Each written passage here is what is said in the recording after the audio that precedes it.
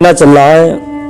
रमज़ान मुबारक के महीने के बाद से बहुत सारे मुतफर्रिक मसाइल हैं।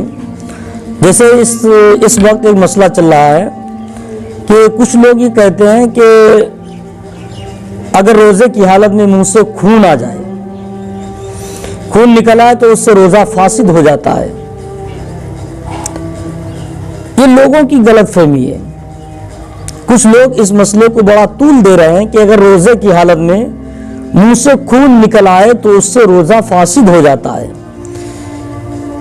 तो आज बताने का मेरा मकसद ये है कि रोज़े की हालत में अगर मुंह से खून निकल आए तो उससे रोज़ा टूटता है या नहीं टूटता, फासिद होता है या नहीं होता है। क्योंकि आज इस पुरफतन दौर में मसला बताना तो एक आम सी बात हो गई है।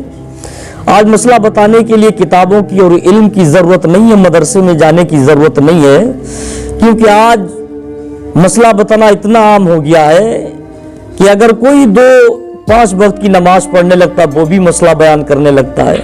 और मस्जिद के मुतवल्ली खजानती तो बेधड़क मसला बताते ही है, उन्हें तो डर ही नहीं लगता है। अवाम तो मसला इतनी आसानी से बता देती है कि पढ़े लिखे लोगों को थोड़ी देर के लिए मसले को सोचना पड़ता है, नज़र दौड़ाना पड़ती है क्या सही है। लेकिन अवाम इतनी आज होशियार है कि उसे सोचने की जरूरत नहीं, जो आया बस भौंक दिया।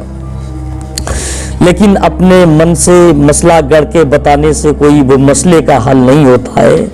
इसलिए कि अगर किसी ने गढ़कर बता भी दिया तो उसका अजाब बहुत ही सख्त है, शायद उनको ये मालूम नहीं। खैर, बात चल रही है कि अगर रोजेदार के मुंह से खून निकल आए तो क्या उससे रोजा फासिद हो जाता है या नहीं होता है। लोगों कहना ये कि उससे रोजा टूट जाता है, तो मैं कहता हूं ये गलत फहमी है। जिसने कहा है कि रोजे की हालत में मुंह से खून निकल आए तो रोजा फासिद हो जाता है, ये गलत फहमी है, ऐसा नहीं है। सही मसला ये है कि अगर रोजे की हालत में मुंह से खून निकल कर हलक से नीचे उतर जाए, रोजे हैं अगर रोजे की हालत में मुंह से खून निकला और वो खून हलक से नीचे उतर गया तो उस सूरत में रोजा टूट जाता है। लेकिन अगर मुंह से खून निकलकर हलक से नीचे नहीं उतरा तो रोजा नहीं टूटता है। इस बात को ध्यान रखें कि रोजे की हालत में मुंह से खून निकला तो उससे रोजा नहीं टूटा। अगर वही खून हलक से नीचे उतर गया तो उससे रोजा टूट जाता है। ये असल और सही मसला है, इसी पर अमल किया जाए।